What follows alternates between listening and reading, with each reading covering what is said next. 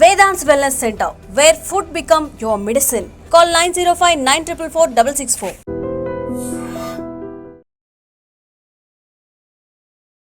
నమస్తే, welcome to I dream. తెలంగాణలో చాలా ఇష్యూస్ అయితే నడుస్తున్నాయి. అటు బీసీ కావచ్చు, లేకపోతే ఇప్పుడు జరుగుతున్న బడ్జెట్ సమావేశాలు కావచ్చు, ఇట్లా చాలా ఇష్యూస్ అయితే నడుస్తున్నాయి. ఇక మనతో పాటు బీఆర్ఎస్ మహిళా నాయకురాలు పావని గౌడ్ గారు ఉన్నారు. చాలా ఇష్యూస్ అయితే ఉన్నాయి కాబట్టి ఒకసారి తన ఒపీనియన్ తీసుకునే ప్రయత్నం చేద్దాం. నమస్తే అండి. నమస్తే. ఎట్లున్నారు, బాగున్నారా? ఉన్నామే ఇట్లా. అయ్యో, ఏమైంది అంత మాట అంటారు? అంతే కదా, స్వాగతం చెప్తున్నాయి వస్తుంటే హైదరాబాద్లో మొత్తము వాటర్ ట్యాంకర్లు స్వాగతం చెప్తున్నాయి. 10 ఏళ్లలో ఎప్పులు చూడలే ఇట్లా నీటి కరువు. ఇప్పుడు వస్తున్నది, చూస్తున్నాము. గ్లోబల్ వార్మింగ్ ప్రభావం కదా, మొత్తం అంతా వెదర్ అంతా మారిపోయింది. ఏం చేస్తాం? ఓన్లీ తెలంగాణలో రేవంత్ ప్రభావం వల్లనే కరువు వచ్చిందని మేమైతే అనుకుంటున్నాము. ఎందుకట్లా? అంతే కదా, రేవంత్ వచ్చిన తర్వాతనే, కాంగ్రెస్ ప్రభుత్వం అధికారంలోకి వచ్చిన తర్వాతనే కరువు కాంగ్రెస్ కవల పిల్లలు లాంటి. కాంగ్రెస్ వస్తే కరువు వస్తుంది. ఇదివరకు ఎట్లుండేనో ఇప్పుడు అదే పాలన తీసుకొచ్చారు. మార్పు మార్పు అన్నారు, మార్పును చూపిస్తున్నారు. అంటే గతంలో మీరు 10 ఏళ్ల కేసీఆర్ గారి పాలనల పూల బాటలే. మరి 10 ఏళ్ల కేసీఆర్ గారి పాలనల ఆర్థిక అభివృద్ధికి, క్రమశిక్షణకు మారుపేరుగా ఉన్న తెలంగాణ ఇప్పుడు ఎక్కడ చూసినా ఆత్మహత్యలకు, రైతుల ఆవేదనలకు, రైతుల కడుపు మంటకు గురవుతుంది తెలంగాణ. కేవలం సంవత్సరం నర అయింది అంతే. అవును, సంవత్సరం నరల్నే మొత్తం ఇంత మారిపోయిందా? ఉల్టా పల్టా అయిపోతుందా? ఎట్లా చెప్తారు? ఒక రాక్షసుడికి సంవత్సరం జాలది కరువును తీసుకురావడానికి, రాష్ట్రాన్ని సర్వనాశనం చేయడానికి. ఒక రాక్షసుడికి 5 నిమిషాలు టైం ఇస్తే చాలు, ఏ విధంగానైనా ఉల్టా ఫల్టా చేసేస్తారు. ఆ విధంగా ఉంది ఇప్పుడు. మొత్తం అంతా సీజన్ అంతా మారిపోయింది.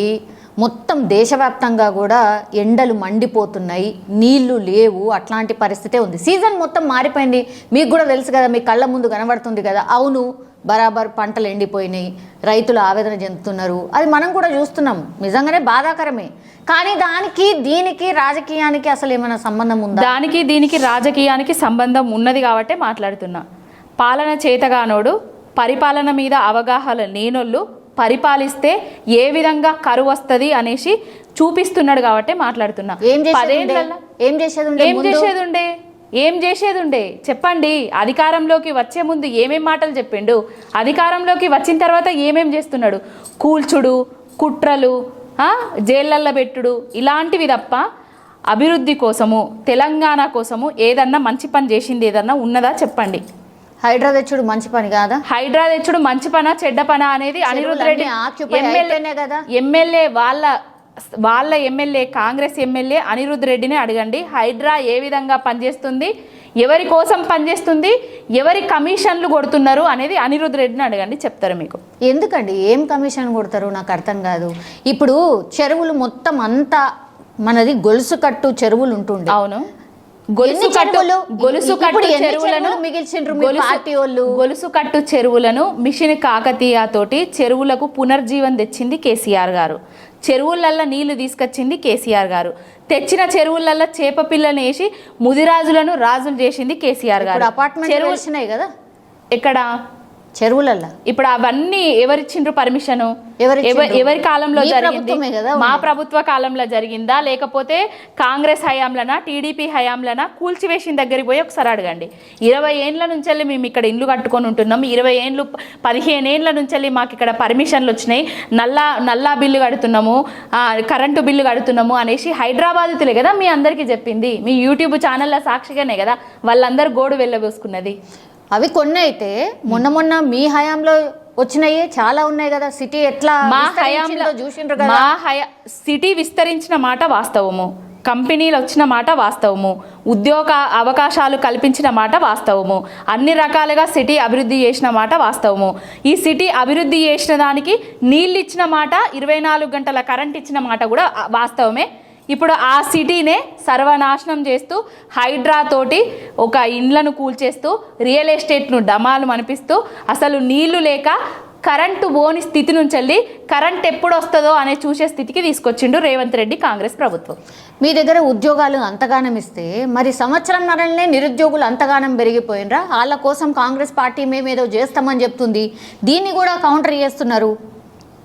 ఆర్ఎస్ ప్రవీణ్ కుమార్ గారు మీ పార్టీకి సంబంధించిన ఆయన ఒకటి ట్వీట్ చేశారు. శాసనసభ్యులు వస్తున్నారు అన్న, మేము ఎమ్మెల్యేలు అయినా కానీ మా వెంబడి ఉన్న వాళ్ళకి ఏం చేయలేకపోతున్నాం, వాళ్ళకు ఉద్యోగం ఇవ్వలేకపోతున్నాం, ఉపాధి కల్పించలేకపోతున్నాం అని అన్ని రాజకీయ పార్టీలకు సంబంధించిన ప్రజాప్రతినిధులు వస్తున్నారు. అందుకే ఈరోజు 5 లక్షల మందిని అన్ని రాజకీయ పార్టీలు చదువుకున్న వాళ్ళు ముందేం చెప్పిండు, మా శాసనసభ్యులు వస్తున్నారు, మా శాసనసభ్యులు వస్తున్నారు, నియోజకవర్గాలల్లో మా గెలుపు కోసం కృషి చేసిన కార్యకర్తలకు మేము ఏం చేయలేకపోతున్నాము అని గోడు వెళ్ళబోసుకుంటున్నారు, అన్ని పార్టీ వాళ్ళ వస్తున్నారు అనేసి తర్వాత చెప్పిండు. ఆయన బాధ ఏంటంటే యువ వికాసం అనేది ఒకటి తీసుకొచ్చిండు ఎలక్షన్ల ముందు. ఆ యువ వికాసాన్ని ఇప్పుడు కాంగ్రెస్ వికాసం అనేసి పేరు మార్చుకొని కొన్ని కోట్ల రూపాయలు మరి వాళ్ళ కాంగ్రెస్ నిధి నుంచి ఇస్తాడా, మరి ఆ డబ్బులు మరి లేకపోతే ప్రభుత్వం నుంచి ఇస్తాడా, తెలంగాణ ప్రజల దగ్గర దాచుకున్న డబ్బులు ఇట్లా వీళ్ళకి కృషి చేసి మరి కట్టబెడతాడా అనేది తెలియదు. నియోజకవర్గానికి 4,000 నుంచి 5,000 మంది కార్యకర్తలను ఎన్నుకుంటాడట. 50,000 నుంచి 5 లక్షల రూపాయల వరకు వాళ్ళకు నిధులు ఇస్తాడంట.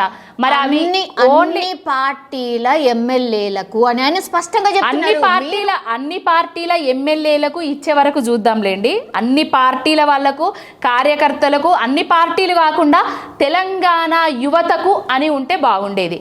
తెలంగాణ యువతకు అని ఉంటే మేము స్వాగతించేటోళ్ళం.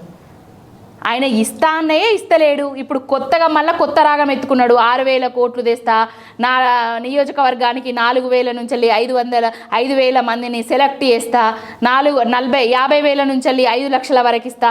ఇవన్నీ అయ్యే ముచ్చట్ల, ఆయన చేసే ముచ్చట్ల. ఆయన ఇస్తా అన్న కళ్యాణ లక్ష్మిల తులం బంగారమే ఇప్పటి వరకు పత్తాలేదు. ఆయన ఇస్తా అన్న స్కూటీలే ఆడబిడ్డలకు ఇప్పటి వరకు ఇయ్యలేదు. ఆయన ఇస్తా అన్న అత్తలకు పెన్షన్ వచ్చినా కోడన్లకు 2,500 గతే ఇప్పటి వరకు అత్తాలేదు పత్తాలేదు. 4,000 పెన్షన్ ఇస్తా అని చెప్పిండు. 2,000 పెన్షన్ కూడా చక్కగిస్తలేడు. ఇప్పుడు జనాలు పైసలు అధికారంలోకి రావడానికి నువ్వు హామీలు ఇచ్చేటప్పుడు పైసలు లేని విషయం నీకు తెలియదా? ఎట్లా తెలుస్తుంది? ఎందుకు తెలియదు? నువ్వే కదా చెప్పినావు. కేసీఆర్ గారు లక్షల కోట్ల అప్పులు చేసిండు, తెలంగాణను సర్వనాశనం చేస్తున్నాడు అనేసి ఎలక్షన్ల ముందు నువ్వే కదా ఫేక్ ప్రాపగండా చేసినావు. లక్షల కోట్ల అప్పులు చేసిన ఎక్కడ ఫేక్ అయింది? అది ఫేక్. మరి 50 లక్షల కోట్లకు పైగా కేసీఆర్ గారు సంపద సృష్టించిండు. తెలంగాణ ఆత్మగౌరవాన్ని పెంచిండు, తెలంగాణలో భూముల రేట్లు పెంచిండు, రైతును రాజు చేసిండు, ఆకాశంలో పెరిగే విధంగా భూముల రేట్లు పెంచి ఒక రాజు చేసిండు కేసీఆర్ గారు. ఇవన్నీ ఎక్కడ పోయినాయి? మధ్య తరగతి ప్రజలు ఎవరైనా సరే ఇల్లు కొనుక్కునే పరిస్థితి ఉందా హైదరాబాద్ లో? మధ్య తరగతి ప్రజలు సంపద సృష్టించడం అని అంటే సంపద సృష్టించడమే. మధ్య తరగతి వాళ్ళు కేసీఆర్ గారి హయాంలా, బీఆర్ఎస్ ప్రభుత్వ హయాంలా ఎంతమంది ఇల్లులు కొనుక్కున్నారో మీకు డాటా కావాలంటే పోయి అక్కడ చెక్ చేసుకోండి. ఇప్పుడు ఎంతమంది ఇల్లులు కొనుక్కుంటున్నారో ఒకసారి మీరు చూసుకోండి. ఇల్లులు ఎవరైనా కొనడానికి ముందటికి వస్తున్నారా? అప్పుడు ఉద్యోగాలు వచ్చినాయి, బ్యాంకులలో లోన్లు తీసుకున్నారు, ఇల్లులు కట్టుకున్నారు. అప్పుడు రియల్ ఎస్టేటు శరవేగంగా పెరిగిపోయింది, ధరలు పెరిగినాయి. అయినా కూడా దానికి తగ్గట్టుగా వీళ్ళు ఇల్లులు కొనుక్కున్నారు, జాగాలు కొనుక్కున్నారు, వ్యాపారాలు చేసారు, వృద్ధికి వచ్చారు. ఇప్పుడు ఏదన్నా వ్యాపారం చేసే అసలు ఉందా? ఎవడన్నా అప్పు పుట్టనిస్తున్నాడా? 1 రూపాయి కావాలంటే ఎవరన్నా ఇస్తున్నారా? ఎట్లయిపోయింది తెలంగాణ? ఎక్కడ ఉండే తెలంగాణ ఎట్లయిపోయింది తెలంగాణ? నేషనల్ లెవెల్లో డ్యామేజ్ చేసిండు తెలంగాణను. అప్పుల రాష్ట్రం అనేసి ప్రచారం చేసిండు.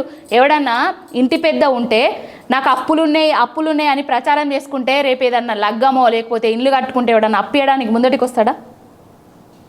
అసలు ఒక ఎట్లా అంటే తెలంగాణ అది చెప్పకుంటే ఇది ఇస్తలేరు అది ఇస్తలేరు అని క్వశ్చన్ చేస్తారు కదా. ఎక్కడికి వెళ్ళి తెమ్మంటారు? మరి కేసీఆర్ గారు ఏది ఇవ్వకుండా లేరు కదా.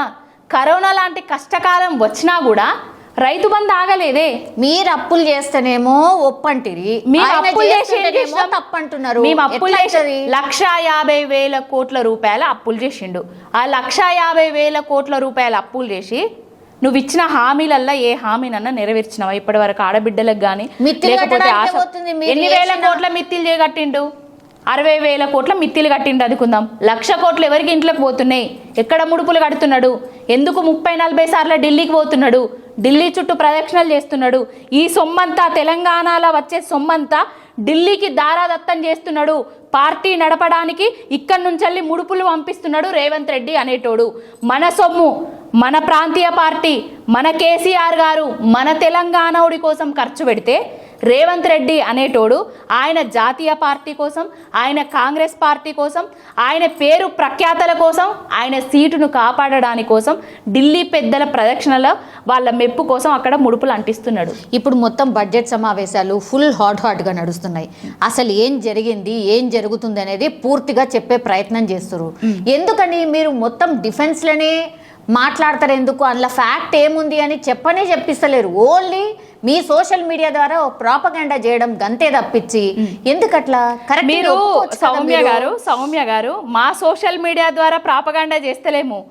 వాళ్ళ ట్విట్టర్ ఏదైతే అకౌంట్ ఉందో, కాంగ్రెస్ ట్విట్టర్ హ్యాండిల్ ఏదైతే మెయిన్ హ్యాండిల్ ఏదైతే ఉందో, 10 లక్షల మంది ఖాతాదారులు దానిలో ఉన్న హ్యాండిల్ ఏదైతే ఉందో, కేసీఆర్ గారి ఫామ్ హౌస్ పాలన బాగుందా, రేవంత్ రెడ్డి ప్రజాపాలన బాగుందా అనేసి పోలు పెడితే కేసీఆర్ గారి ఫామ్ హౌస్ పాలననే బాగుంది అనేసి ఓట్లు వేయడం జరిగింది. 60-70% మంది వాళ్ళ హ్యాండిల్లో కూడా అందరు కూర్చొని ఓటేసిరా ఏంది? కాంగ్రెస్ వాళ్ళకు కూడా ఉన్నారు కదా, మరి వాళ్ళు కూడా వేయొచ్చు అనుకోవచ్చు కదా.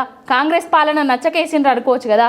నిన్న మొన్న కోరుట్లకు పోయినా నేను ఒక కాంగ్రెస్ కార్యకర్త, నేను జెండా నాకు తెలిసిన రాజకీయ జ్ఞానం వచ్చిన దగ్గర నుంచి నేను కాంగ్రెస్ పార్టీలోనే ఉన్న బిడ్డ, నాకు 56 ఏండ్లు, కాంగ్రెస్కు ఓటేయమని మా నియోజకవర్గం మొత్తం తిరిగినా, ఇప్పుడు నేను ఎక్కడన్నా గ్రామానికి పోయినా నియోజకవర్గంలో తిరిగినా, ఏమయ్యా నువ్వు చెప్తే నమ్మి ఓట్లేసినాం, పెన్షన్లేవి, రైతు బందేది, నీళ్ళు అత్తలేవు, పంటలకు బోనస్ రాలేదు అని అడుగుతున్నారు. ముఖం ఎత్తుకొని తిరగలేకపోతున్నా, ముసుగేసుకొని తిరిగినట్టు అయిపోతుంది, ఇజ్జత్ పోతుంది బిడ్డ అని అంటున్నాడు. కాంగ్రెస్ కార్యకర్తల పరిస్థితి, నాయకుల పరిస్థితి జనాలకు పోయే పరిస్థితి లేదు. బట్టలిప్పి దంచుతారు. రేవంత్ రెడ్డి అదే శాసనసభలు అంటున్నాడు కదా, ఆయనకు వ్యతిరేకంగా ఎవరైతే మాట్లాడితే వాళ్ళను గుడ్డలు కూడా తీసి దంచుతా, రోడ్ల మీదకి తీసుకొస్తా అని చెప్తున్నాడు కదా. అదే గుడ్డలు కూడా తీసి రేవంత్ రెడ్డిని, కాంగ్రెస్ నాయకులను దంచే పరిస్థితిని తీసుకొచ్చారు, కరువుని తీసుకొచ్చి. ఎందుకండి ఆ లాంగ్వేజ్ ఎంత దారుణమైన లేకపోతున్నాం. సౌమ్య గారు యదా రాజా తదా ప్రజ. ఆయన ఏది మాట్లాడితే మేము అది మాట్లాడతాం, ఆయన ఏది ఇస్తే మేము అది ఇస్తాం, ఆయన గౌరవం ఇస్తే మేము ఆయనను గౌరవం ఇస్తాం, ఆయన మమ్మల్ని బూతులతోటి వర్షాలు కురిపిస్తే మేము ఆయన మీద బూతులు కురిపిస్తాం. ఆయన నేర్పిన విద్యనే. బడ్జెట్ సమావేశాలు జరుగుతున్నాయి, బడ్జెట్ని ప్రవేశపెడుతున్నారు. భట్టి విక్రమార్క ఆల్రెడీ లైవ్ నడుస్తుంది. 3 లక్షల కోట్ల బడ్జెట్ అంటే మీరు నాకు తెలిసి 2 లక్షలు 2,50,000 వరకు పెట్టినట్టున్నారు. తర్వాత కాంగ్రెస్ వచ్చిన తర్వాత ఇంకొక 20% అట్లా పెంచుకుంటూ ఈసారి మాత్రం 3 లక్షల కోట్లు. చెప్పడానికి వినడానికి 3 లక్షల కోట్లు అని వింటుంటే చాలా బాగుంటుంది, కానీ ఎవరికి ఏం అందుతలేదంటే ఆ 3 లక్షల కోట్లు ఎటుపోతున్నట్టు. అదే ఎటుపోతున్నాయి అనేది కాంగ్రెస్ వాళ్ళని అడగండి. మీరు 3 లక్షల కోట్లు అంటున్నారు కదా, నిన్ననే మీ సీతక్క గారు చెప్పిండ్రు పెన్షన్లు, కొత్త పెన్షన్లకు మేము ఇప్పుడు ఇయ్యలేము, ఇంకా మాకు 3 ఏండ్ల టైం ఉన్నది, పాత పెన్షన్ పద్ధతినే మేము కొనసాగిస్తాము అనేసి సీతక్క గారు చెప్పిండ్రు. పొన్నం ప్రభాకర్ గారు కూడా కళ్యాణ లక్ష్మిల తులం బంగారం ఇయ్యలేము, కళ్యాణ లక్ష్మి కూడా ఇస్తామో ఇయ్యమో కూడా తెలియదు అనేసి ఆయననే అంటున్నారు. మరి దేనికోసం ఆ బడ్జెట్ను ప్రవేశపెడతారు, ఎవరికి ఇస్తారు, ఏం చేస్తారు అనేది వాళ్ళకే తెలియాలి. వాళ్ళ కమిషన్ల కోసం, కాంట్రాక్టుల కోసం ఏమన్నా బడ్జెట్ను ప్రవేశపెడతారు కావచ్చు కొత్తగా. అంటే దేనికోసం కేటాయించకుండా బడ్జెట్ అంతా ఎటుపోతుంది? మీరు ఎట్లా చేసిండ్రు మరి? అప్పుడు ఈయనకు అసలు ఏం అయితలేదు, కాంగ్రెస్ పార్టీ ఏం చేస్తలేదు అని పదే ఎందుకు అంటున్నారు? ఇప్పుడు మేము చేసింది జనాలు 10 ఏళ్ళు చూసిండ్రు, కాంగ్రెస్ ఏం చేస్తున్నది 15 నెలలలోనే చూసిండ్రు. కాంగ్రెస్ వద్దు, బీఆర్ఎస్ఏ కావాలి, కేసీఆర్ఏ రావాలనేసి పదే ప్రజలే కోరుకుంటున్నారు. కేసీఆర్ గారు తెలంగాణను తీసుకొచ్చి తెచ్చిన తెలంగాణలో నీళ్లు తీసుకొచ్చిండు, నిధులు తీసుకొచ్చిండు. ఈ నిధులను ఈ తెలంగాణ రాష్ట్రం కోసమే కేటాయించి కృషి చేసి కష్టపడి పనిచేసిండు. ప్రతి ఒక్కటికి సంబంధ వర్గాలకు సంక్షేమ పథకాలను అందజేసే విధంగా ఆయన పరిపాలించిండు. రేవంత్ రెడ్డి అనేటైనే వచ్చిండు, తెలంగాణను సర్వనాశనం చేసిండు.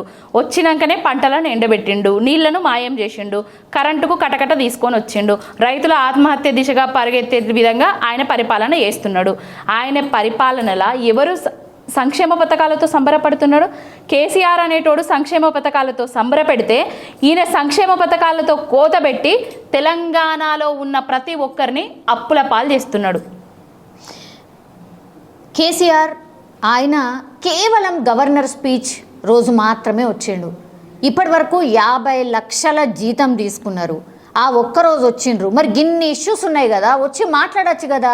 అదే కదా రేవంత్ రెడ్డి పదే అంటున్నారు, మీ అనుభవాన్ని మాకు పంచండి అని. ఎందుకు రావట్లేదు? మరి అనుభవాన్ని పంచితే స్వీకరించే స్టేజ్లో రేవంత్ రెడ్డి అనేటోడు లేడు. మీరు ముందే ఎట్లా అనుకుంటారండి? ఇప్పుడు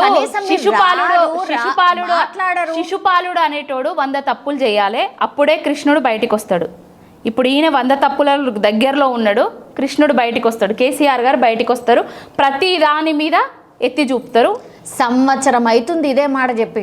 సంవత్సరం కానివ్వండి, కేసీఆర్ గారు చెప్పిండ్రు కదా, తెలంగాణ ప్రజలకు చిలుకకు చెప్పినట్టు చెప్పిండు. ప్రతి ఒక్కరికి జాతీయ పార్టీలు గనక తెలంగాణ రాష్ట్రంలో అధికారంలోకి వస్తే నీళ్లు బంద్ అయితే, రైతు బంధు బంద్ అయితే, కరెంటుకు కష్టాలు తీసుకొస్తారు అని చెప్పిండు. అదే జరుగుతున్నది. ఆయన మాట వినకపోవడం వల్ల ఏ విధంగా అన్యాయం జరుగుతుందో, ప్రజల మీద కోపం, ప్రజల మీద అసలే కోపం లేదు. మరి ప్రజల మీద ప్రేమ ఉన్నది కాబట్టి, ప్రజల మీద ప్రేమ ఉన్నది కాబట్టి ఆయన వ్యవసాయ క్షేత్రంలో ఉన్నా కూడా అదే ప్రజలు పోయి ఆయనను కలుస్తూ ఒక్కొక్క ప్రజలు గోడు వెళ్ళబోసుకుంటున్నారు. ప్రజల కోసం ఆయన వెళ్ళి మంది కలవడమే తప్పించి ఆయన వచ్చి ఎవరిని కలవరా? ఇదేనా? ఆయన ఎందుకు జనాలను కలవలేదు? ఆయన జనాలను కలవకపోతేనే తెలంగాణ రాష్ట్రం వచ్చిందా? ఆయన ఊరు వాడ తిరగకపోతేనే తెలంగాణ రాష్ట్రం వచ్చిందా? ఇప్పటికిప్పుడు గా మూలకేమున్నదో అడుగుండ్రి కేసీఆర్ గారు చెప్తారు, గీ మూలకేమున్నదని అడుగుర్రి కేసీఆర్ చెప్తారు, ఆదిలాబాద్లో ఏ మూలకేమున్నదో అడుగుండ్రి కేసీఆర్ గారు చెప్తారు. రేవంత్ రెడ్డికి ఏమన్నా అవగాహన ఉందా? ఇప్పుడున్న నాయకులకు, ఆ కాంగ్రెస్ నాయకులకు ఎవరైనా తెలివితేటలు ఉన్నాయా? సమబుద్ధి గల నాయకుడు ఎవరైనా ఉన్నారా కేసీఆర్కి తగ్గట్టు? ఎవ్వరికీ తెలంగాణ గురించి కానీ తెలంగాణ ప్రజల గురించి కానీ తెలియని విషయాలు అవన్నీ. ఓన్లీ కేసీఆర్ గారికి తెలంగాణకు పేగు బంధం ఉన్నది, ప్రేమ బంధం ఉన్నది, అన్ని బంధాలు ముడిపడి ఉన్నాయి కేసీఆర్ గారికి. పావని గారు, ఇప్పుడు అసలు అంటే కాంగ్రెస్కి సంబంధించిన నాయకులకు అసలు ఏ అవగాహన లేదు, ఏ సబ్జెక్టు రాదు, అసలు వీళ్ళకి తెలివే లేదు అంటారు. అసలు మీ హయాంలా మాట్లాడితే కేసీఆర్ గారు మాట్లాడాలా, లేకపోతే కేటీఆర్ మాట్లాడాలా, లేకపోతే హరీష్ రావు గారు మాట్లాడాలా, ఇంకొకరు ఇద్దరు మాట్లాడుతుండే అంతే. మంత్రులు ఉత్సవ విగ్రహాలు మాత్రమే. ఏమన్నా మాట్లాడుతుండేనా? ఒక్కసారి ఏమన్నా చేస్తుండేనా? ఒక్కసారి మీ నాయకుడు ఒక్కసారి మీరు పోయి మంత్రులు ఎవరైతే ఉన్నారో, మా గంగుల కమలాకర్ గారు కానివ్వండి, జగదీష్ రెడ్డి గారిని కానివ్వండి, మా మంత్రులుగా పనిచేసిన ప్రతి ఒక్కరిని మీరు అడిగి తెలుసుకోండి. ఏం పని చేసిండ్రు, ఏం పని చేయనిచ్చిండ్రు, ఏ విధంగా కేసీఆర్ గారు వాళ్ళ వెంబడిబడి విద్య కానివ్వండి, ఉద్యోగాలల్లో కానివ్వండి, వైద్యంలో కానివ్వండి. ఒకప్పుడు గవర్నమెంట్ దావఖానకు నేను రాను బిడ్డో సర్కారు దావఖానకు అనే నానుడు ఉండే. పోతే సర్కారు దావఖానలకే పోతాం అనే స్థితిని తీసుకొచ్చిండు. పోతే గురుకుల పాఠశాలలనే చదువుకుంటాం అనే స్థితిని తీసుకొచ్చిండు కేసీఆర్ గారు. మంత్రులు పనిచేయకపోతేనా ఈ విధమైన స్థితి వచ్చింది? ఎక్కడండి అవన్నీ మీ కార్యకర్తల వాళ్ళ దాంట్లోనే పెట్టినట్ట కదా. ఇప్పటికి కూడా కిరాయిలు కూడా ఇస్తలేరంట, మా కార్యకర్తలు కూడా మొత్తం పెండింగ్ ఉన్నాయట. అదే మా కార్యకర్తల దాంట్లో పెట్టినామా లేకపోతే కిరాయి రూములల్లో పెట్టినామా అది తర్వాత విషయం. ఇప్పుడు 3 లక్షల కోట్ల బడ్జెట్ ఏదో అని ప్రవేశపెట్టిండ్రు కదా, మరి ఇప్పుడు కట్టమని చెప్పండి వాళ్ళను. ఒక గుడన్న కట్టమనండి, ఒక ప్రాజెక్ట్ అన్న కట్టమనండి, ఒక బడన్న కట్టమనండి. కేసీఆర్ గారు ఎట్లా నడిపించారు అనేది వాళ్ళకి తెలుస్తుంది అప్పుడు. All right. ఇప్పుడు బీసీకి సంబంధించి అయితే నిన్న బిల్ పాస్ అయింది, కేంద్రానికి పంపించిండ్రు. సో మళ్ళీ ఒక పెద్ద డిస్కషన్ అయితే నడిచింది. బీసీ నాయకులు, మీ నాయకులు అంటే తీన్మార్ మల్లన్న మీ నాయకుడు కాదనుకోండి, కానీ మీ నాయకుడు అవుతాడేమో అనేది ఒక పెద్ద ఎత్తున చర్చ నడుస్తుంది. అంటే బీఆర్ఎస్లోకి రాబోతున్నారని. ఎందుకంటే మీ నాయకులను కలిసిండు కదా మొన్న. ఇప్పుడు బీఆర్ఎస్ పార్టీ ఆహ్వానిస్తుంది తీన్మార్ మల్లన్నని అనేది ఒక పెద్ద ఎత్తున చర్చ నడుస్తుంది. మేము ఎవరిని ఆహ్వానించాల్సిన అవసరం మాకు లేదు బీఆర్ఎస్ పార్టీకి.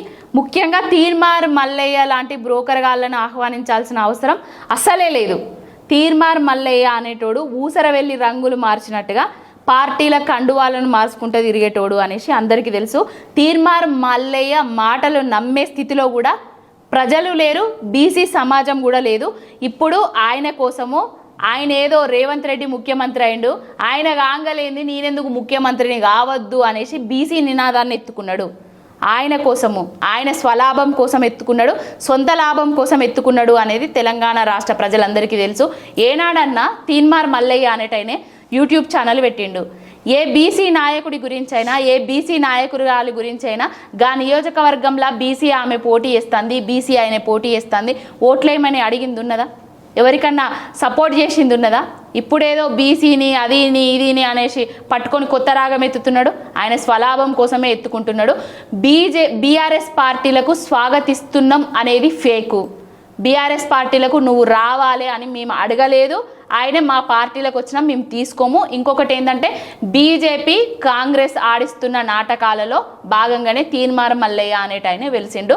ఆయన వెనకాల ఉన్నది బీజేపీ, ఆయన వెనకాల ఉన్నది కాంగ్రెస్, రేవంత్ రెడ్డి. కేసీఆర్కి తెలవకుండా, కేసీఆర్ పర్మిషన్ లేకుండా హరీష్ రావు కావచ్చు, లేకపోతే కేటీఆర్ గారు కావచ్చు కలిసి ఉంటుంచా తీన్మార్ మల్లన్నకి? అసలు పర్మిషన్ అంటే ఒక ఎమ్మెల్సీగా ఎన్నికైనా ఛాంబర్కి వస్తానంటే మా వర్కింగ్ ప్రెసిడెంట్ గారు ఛాంబర్ దగ్గర వచ్చిండు కాబట్టి రమ్మని చెప్పొచ్చు, అంతే తప్ప ఏం లేదు. తిట్టకుండా తిట్టిన పార్టీ వ్యక్తులు ఎట్లా అంటే రాజకీయంలో అన్ని మర్చిపోతామా? రాజకీయంలో కోమటిరెడ్డి వెంకటరెడ్డి, కోమటిరెడ్డి రాజగోపాల్ రెడ్డి, జానారెడ్డి వీళ్ళందరూ రేవంత్ రెడ్డిని తిట్టకుండా తిట్టినోళ్ళే. ఇప్పుడు ఆయన హయాంలోనే ఆయన సీఎం గా మేము అస్సలు పోము అట్లా. మేము అలాంటి జాబితాలకు నేను మీకు చెప్తున్నా తిట్టని తిట్లు తిట్టించుకున్న నాయకులు వాళ్ళందరూ ఒకటైతారు తప్ప మేము అట్లా కాము. అది తీన్మార్ మల్లయ్యను మా పార్టీలోకి ఆహ్వానించలేదు. ఆయన ఏదో ఎమ్మెల్సీ ఉన్నాడు కాబట్టి బీసీల గురించి మాట్లాడుతా అంటే ఛాంబర్ దగ్గర దాకా వస్తే మాట్లాడడానికి కూర్చున్నారు. ఆయన ఒక బీఆర్ఎస్ పార్టీ వాళ్ళనే కలవలేదు, బీజేపీ పార్టీ వాళ్ళని కలిసిండు, ఎంఐఎం పార్టీ వాళ్ళని కలిసిండు, అందరినీ కలిసిండు. నేను బీసీల కోసం పోరాడుతానా అని ప్రొజెక్ట్ చేసుకోవడానికే కలుస్తున్నాడు తప్ప అదేం లేదు. ఢిల్లీలో ఆయన ఏదో ధర్నా చేయబోతున్నారట, దానికి ఆహ్వానించడానికని పోయిండట. ఎట్లా మీరు ధర్నాల మంచి చేస్తే ఎవరమైనా అది స్వాగతిస్తాం కదా, దేనికైనా. అంటే పార్టిసిపేట్ చేస్తారా తెలియదు. మా అధినాయకుడు ఇష్టం, అది మా అధినాయకుడి కార్యాచరణ. మా అధినాయకుడు ఏ విధంగా చెప్తే మేము అది విధంగా చేస్తాము. ఓకే, ఇప్పుడు బీసీకి సంబంధించిన నినాదం పెద్ద ఎత్తున వినిపిస్తున్నారు కాబట్టి కొన్ని ఇవి ఓకేనా? అధ్యక్ష, ఈ విధంగా లెక్కలను పరిశీలించినప్పుడు ఈ దేశంలో మరి రాష్ట్రంలో అగ్రవర్ణాల వాళ్ళు మరో 500 ఏళ్లకు సంబంధించిన అడ్వాన్స్ రిజర్వేషన్ వాడుకోరు సార్. వాళ్ళు 500 ఏళ్లకు సంబంధించిన అడ్వాన్స్ రిజర్వేషన్ వాడుకోరు సార్. బీసీలు 1000 సంవత్సరాలు వెనకబడి ఉన్నారు సార్ ఆ వాడుకోవడంలో. అడ్వాన్స్ వాడుకున్నారు అని చెప్పిండు కదా అగ్రవర్ణాల వాళ్ళు. మరి ఆ అగ్రవర్ణాల పార్టీలనే ఉన్నాడు కదా ఇప్పుడు ఎవరి కింద పనిచేస్తున్నాడు? రేవంత్ రెడ్డి కింద పనిచేస్తున్నాడు. ఎమ్మెల్సీకి రాజీనామా చేసి దమ్ము ధైర్యం ఉంటే బీసీల కోసం ఒక పార్టీ పెట్టి ముందట నడవని చెప్పండి. ఇంకొకటి, ఆయన బీసీ అని చెప్పకముందు బీజేపీ పార్టీలకు వేయండు, కాంగ్రెస్ పార్టీలకు వేయండు. ఆయన కోసము ఏదైనా దొక్కుతాడు, ఎక్కడికైనా పోతాడు, ఏదైనా మాట్లాడతాడు. ఆయన మాటలు నమ్మే పరిస్థితిలో జనాలు లేరు. ఆయన ఏ రాగం ఎత్తుకున్నా కూడా ఆ రాగం ఫెయిల్ అయిపోతుంది. బీసీలను ఏకం చేసే ప్రయత్నం చేస్తుండు కదా. ఎక్కడ ఏకం చేస్తాడండి? ఎవరిని ఏకం చేసిండు? ఆయన ఏంది ఏకం చేసేది? మేమందరం ఏకంగానే ఉన్నాం, బీసీలందరం ఏకంగానే ఉన్నాము, రెడ్డిలతోటి సత్సంబంధాలతోటే ఉన్నాము, ఓసీలతోటి మంచిగానే ఉన్నాము, మైనారిటీలతోటి కూడా మంచిగానే ఉన్నాము, అందరం కలిసే ఉన్నాము. మా దళిత సోదరులతోటి కూడా కలిసే ఉన్నాము. నువ్వు విభజించు పాలించు అనే రాగాన్ని బంద్ చేయి ఫస్ట్. మా వర్గాల ముఖ్యమంత్రి లేడు, మా వర్గాల నుంచి మంత్రులు ఉంటే మా మాటిన మంత్రులు కాదు. ఈయన కావచ్చు కదా మరి ఇప్పుడు ఆయన వర్గాల నుంచి వెళ్ళి, మా వర్గాల నుంచి వెళ్ళి ఈయన కావచ్చు కదా సీఎంగా. చేస్తారా? అదే వాళ్ళ కాంగ్రెస్ పార్టీలో చేయమని చెప్పండి, వాళ్ళ కాంగ్రెస్ పార్టీలో చేయమని చెప్పండి. ఒక్కనాడన్నా గిన్ని రోజుల నుంచి వెళ్ళి సభ జరుగుతుంది, కళ్యాణ లక్ష్మిల తులం బంగారం రానోళ్ళు బీసీ బిడ్డలు లేరా? స్కూటీలు రానోళ్ళు బీసీ బిడ్డలు లేరా? రైతు బంధు రానోళ్ళు బీసీ బిడ్డలు లేరా? నీళ్లు రానోళ్ళు బీసీ బిడ్డలు లేరా? కరువుతోటి కటకటలు ఆడుతున్న వాళ్ళ దాంట్లో బీసీ బిడ్డలు లేరా? పంటలు ఎండిపోతున్న దాంట్లో బీసీ బిడ్డలు లేరా? ఒక్క బీసీ బిడ్డనన్న కలిసిండా? ఒక్క బీసీ రైతునన్న కలిసిండా? ఒక్క బీసీ నిరుద్యోగునన్న కలిసిండా? ఎవరికన్నా ప్రాబ్లం సాల్వ్ చేసిండా? ఆయన రాగం కోసం, ఆయన తాళం కోసం ఎత్తుకున్న రాగం మాత్రమే బీసీ రాగం. ఆయన స్వార్థం కోసమే. ఇది ఏం సక్సెస్ కాదంటారా? ఏం సాధించలేడు అని అంటారా? ఈవెన్ మీడియా దాని గురించి కూడా మాట్లాడింది. ఎన్నికల మీద జరగాలి, కానీ ఈ దేశంలో top news channels sir, top news channels Hindi channel 40, English channel 47 sir. ఈ 40 హిందీ ఛానల్లో సాయంత్రం 7 గంటలకు డిబేట్ నడిపిస్తారు సార్ ఒక ఇష్యూ మీద. ఇంగ్లీష్ ఛానల్లో కూడా ఇష్యూ నడిపిస్తారు సార్, ఒక టాపిక్ తీసుకొని డిబేట్ పెడతారు అందరితోని. ఈ 40 హిందీ ఛానళ్లలో 47 ఇంగ్లీష్ ఛానల్. అవన్నీ ఎందుకులేండి, ఆయన కోసం ఏదో ఒకటి మాట్లాడతాడు. ఛానళ్ళ గురించి మాట్లాడతాడు, జర్నలిజం గురించి మాట్లాడతాడు, రాజకీయం గురించి మాట్లాడతాడు, రేపు బీజేపీ గురించి మాట్లాడతాడు. బీజేపీ పార్టీలది చేరి రస్సీ బాంధితే మెడ కురేసుకుంటా అది ఇదని చెప్పినాయి. అవన్నీ మనం చూసినాం కదా.